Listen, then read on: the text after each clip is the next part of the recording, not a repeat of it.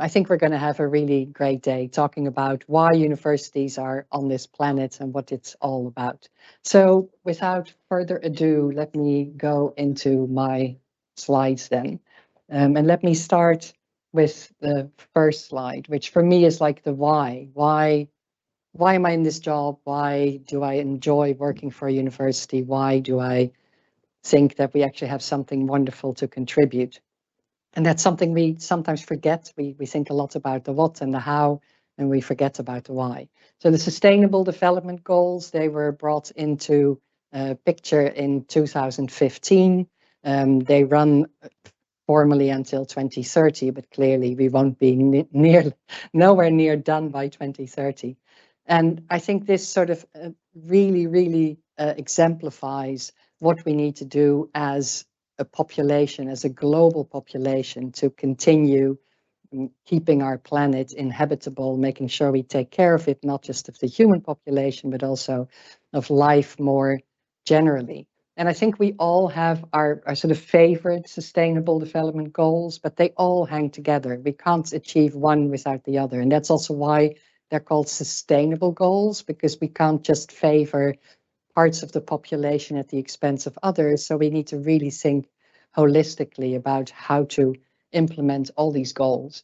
So the ones that are my favorites, and it's not because I don't think the others are important, but they're my favorites because I feel like I can contribute most. And they're number 3, good health and well-being. Number 4, it won't surprise you, quality education. Gender equality is one of my really important sustainable development goals, because that's still one that's so far off globally. And we need to do so much work and really keep thinking about it. Number 10, of course, more generally, reduced inequalities. I think inequity is one of the major issues on our planet. There is enough for everybody. It's just so unequally distributed. And we need to keep that in mind. This is not a zero-sum game. There really is enough for all of us. All of us can have it all, but we need to just really work together to make that happen. Number 17, I think, is the one we're going to be talking about today. How do we work in partnership? Not one party can do this by themselves. We really need to hold on to each other. We need everybody. And increasingly, I'm interested in number 16, peace, justice, and strong institutions. Institutions that can uphold the values, institutions that can actually showcase how we need to work together and can work with other institutions globally to make all this happen. So this for me is the why. What I want to do today with you in the short presentation I have is pretty much talk about the joy of generosity, the joy of being collaborative, the joy of being compassionate. I think we often forget that actually we're at institutions that can be incredibly powerful, and there's such a joy in being able to give back and to be generous. And it will also make us more happy. If we make other people happy, we ourselves will be happier too. So the joy of generosity, that's the key theme for me today. And we should never forget the incredibly important role that universities can play. So if we do this well, if we really tackle the global challenges, universities can play an incredibly important role because they need comprehensive, interdisciplinary, let's not forget evidence-based and inclusive solutions. There's no other way. We can't tackle any of these challenges, let alone all 17, without this approach. And what's more logical than look at universities who don't know borders in principle, who work in all these ways.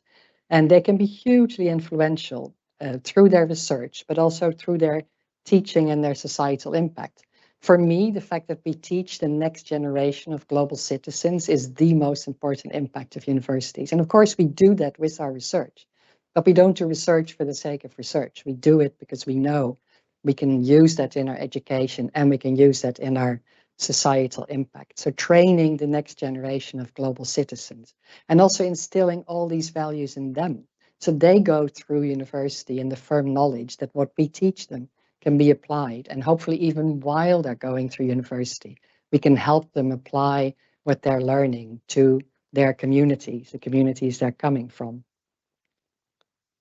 But we need to be incredibly strategic to do this well. So we can do good and we can also do well. It's not like if we do good, we won't thrive ourselves. It's not either or.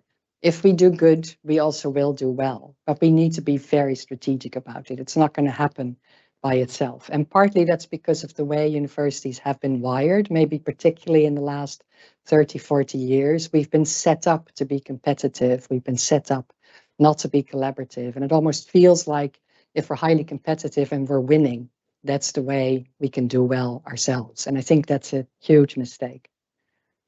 So what are the strategic imperatives from my perspective? And this is also written all over the Knowledge Equity Network, which of course is what we're going to be talking about today. How do we make this happen? We need to be incredibly values-based. We need to understand what it is we can contribute to society and why we want to do that. We need to change the definition of success in research and teaching. We're so focused on the rankings, we're so focused on outsmarting each other, we're so focused on doing more because that will make us look good, not doing more because that's really important for societies around us. And that's in the DNA of many, many universities globally. It's not just in the UK, it's not just in Europe, it's everywhere. And I think it's in the way of what universities should be doing, what we're on the planet for. And also in our teaching, I think our students too feel they have to compete with each other. It's about grades, it's about getting their diplomas, and not about what can we learn to actually give back once we graduate. And that's us, that's on us, that's not them. We do that to them.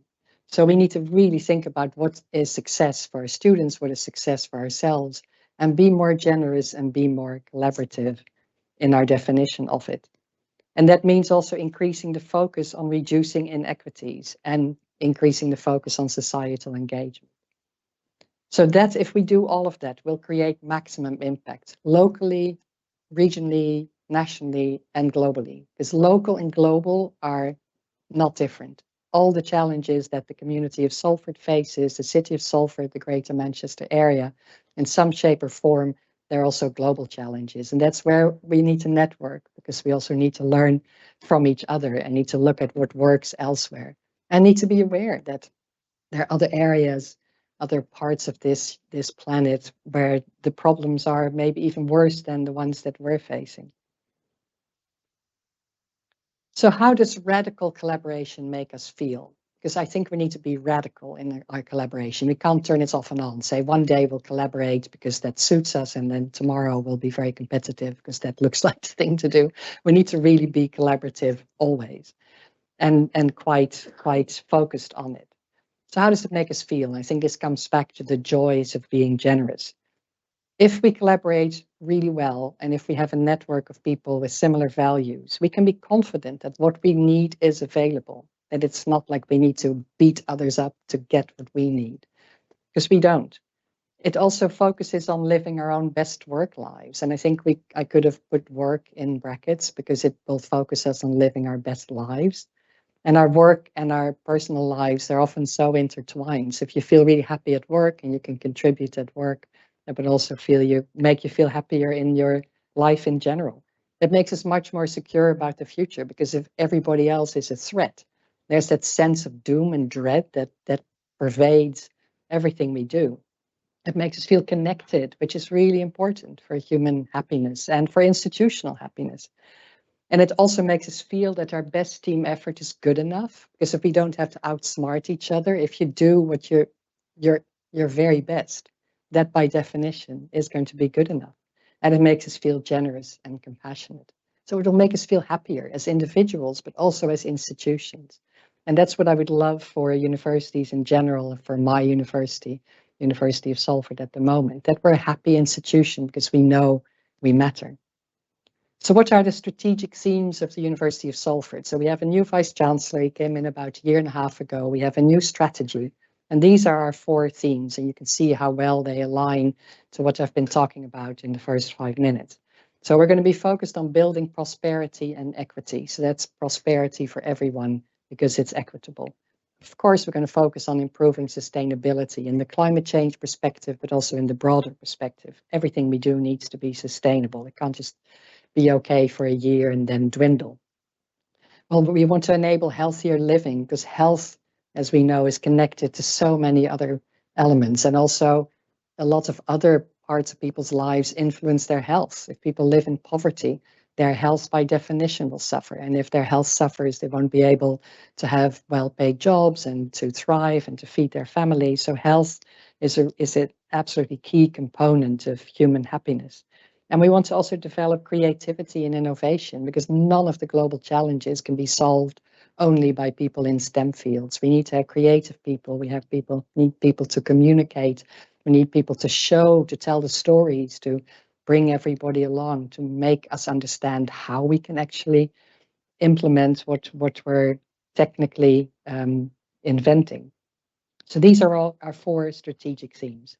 What does that mean for our education, for our research, for our societal impact?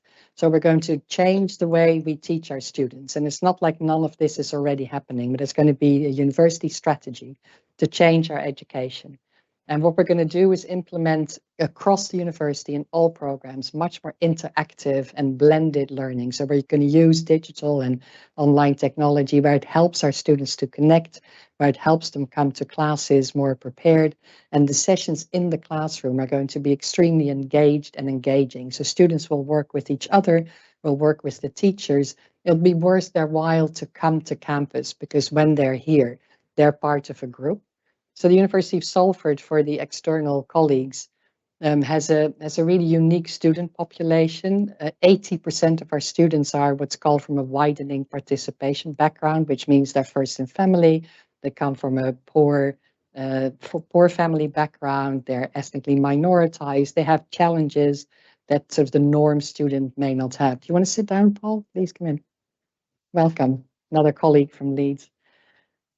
So we want to make sure that our students actually feel seen and valued, and that we help them thrive, and that our university is set up for that cohort, because we're so proud that we're actually bringing those students to university and give them a better future. And if they do group work, and if their learning is real and makes them feel like they understand what they can do once they graduate, they can bring their lived experiences into the classroom. Their different backgrounds actually will be an asset, because all of us, when we go from being a student into the workplace, will work in a culturally diverse environment. Even if you never leave the UK or leave the Greater Manchester area, you'll still work in a culturally diverse environment. And if you can learn with colleagues and with students from other backgrounds than yours and understand their challenges and the things they're proud of, it's going to set you up for so much more success. So that better sense of belonging that we'll create this way, we know it's going to help students also do better in their studies, have better mental health, because that's one thing I know we're all concerned about, whether we're in the UK or elsewhere. Mental health issues in university students are increasing dramatically. And it's not just because of the pandemic, it's because of the way we organize ourselves, and also to a large degree, the way we teach. So if we make our teaching more real life and more interactive, we'll create that sense of belonging. And it will also be much more joyful for the teachers and for the students, because teaching, it's in its essence, is a wonderful activity if you do it well and if you feel that sense of connection. And I think we're depriving ourselves of a lot of that joy by still being so focused on knowledge transition in the traditional way and still doing lecturing old-fashioned. So we need to absolutely make sure we do our education differently. And I know from a lot of research elsewhere that we'll have better learning outcomes, better progression and completion. And that, of course, is what our students want and need and deserve. So our research focus, similarly, is very much on the needs of the community. We do a lot of research in Salford that's very applied. So, of course, we also do some blue sky, curiosity-driven research, but the majority of our research really looks at what the community needs, and that can be local, national, or global. And by definition, it's highly multi and even transdisciplinary, where the needs of the community, the participation of the community actually enter into the research question, the research methodology, and not just an afterthought after we have the data and we've concluded our study. So which voices do we hear? Which people actually inspire us to ask particular research questions? And how do we make it matter once the research is done? That's very much part of the DNA of the University of Salford. And therefore, it's driven by equity and social justice principles, because we need those in the forefront of our minds the moment we're even thinking about what kind of research the society needs. And it needs to be collaborative. It's collaborative across all the schools. It's not just engineers, it's not just people in the creative industries, it's not just social scientists or people with a health background. They need to really find each other to look at all these wicked problems from all the different perspectives. And if we do it well, our students will participate in that as well. They'll be engaged in community projects. They'll do research in a way that they can handle, of course, during their studies. So that's also part of the change program in education we're going through. So the research inspires the teaching, and the teaching and the students can even inspire research, because our students will enter into jobs that will change. And in 20 years, their job is going to be completely different from what we train them for now. So also to think about the kind of research we want to do that can then inspire our students is really important. So it needs to be collaborative and it needs to be focused on team success. And that's also one of the problems with the way we measure research success traditionally. It's still very much focused on the individual, the genius who knows how to do it all. And that all needs to change. And that's one of the discussions actually that's happening in Ken, thinking about open science, thinking about reward and recognition differently. That's also what the president of the VU has been spending lots of years on in the Netherlands. And it all hangs together, which is why we need to be strategic and why we need to work together. So this is our university strategy, our purpose, how we work, our aspiration. So it's about enriching lives. I already mentioned sustainable, equitable, healthy, and creative, social justice, how we work, collaborative, inclusive, and inclusive by design, inclusive not as an afterthought. So the second bullet point in the red rectangle, and setting inquiry and learning and action at the heart of all we do, also as professional services colleagues, as academics, as teachers. It's all about inquiry and learning from each other. And learning never stops. And we need to want to change, because that's what we need to be happy, and that's what society needs. So if we do that well, we will have world-changing outcomes, and we will enable our students to flourish and contribute to society and develop knowledge and advanced technology and practices, and hopefully also be this outstanding partner in changing society. So the societal impact, the third pillar of what universities are all for. We want to enable our students to give back. Many of our students come from the communities around the university, and if they can give back, they will feel much more happy and they'll know why they're coming to university. We define our research questions based on the needs of the Salford community, but of course also the Greater Manchester community, and of course also the global community, because all these questions, as I said earlier, they apply to every community on the planet. And we want to very purposefully work with Salford City Council to find synergies there, because their agendas are around poverty, they're around children growing up healthy, they're around the problems with deprivation, and families sometimes literally having to choose between eating and heating. And we can contribute, and we really can make a difference. So we're getting very close to Salford City Council to also make sure that we can immediately feel the impact of what we're doing. And of course, we want to collaborate internationally. And I think it's important that we don't work together a little bit with a huge number of universities, that we choose our partners carefully. And that for me is one of the beauties of Ken, that it's a network of universities with very similar values. And actually it's more than just universities. Soon we'll talk about that. And where we can really find each other easily, because we share those values and we sort of know each other. And we know that what the other colleagues want to achieve is similar to what we want to achieve. So if we have high impact networks, we can together make an enormous difference. And the collaboration, of course, should be across research and education and societal impact. And again, it's about networking. So I want to end with the slide I started with, because really I can't underestimate, I need to basically emphasize the importance of these goals, and thinking about the partnerships and thinking about how we need to work together, hold on to each other to make that enormous difference. And I'm absolutely convinced that we can reach these goals if we're relentlessly collaborative. And that will also then make us happier people, because there really is huge joy in generosity. And I'll stop here. Thank you so much.